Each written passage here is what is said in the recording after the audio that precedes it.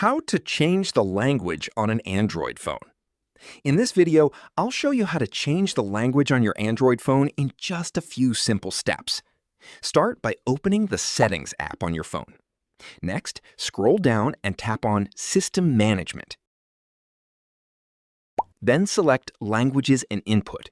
On some Android devices, you may find this option under General Management or simply Language and Region. Now tap Add a Language and select the language you'd like to use from the list.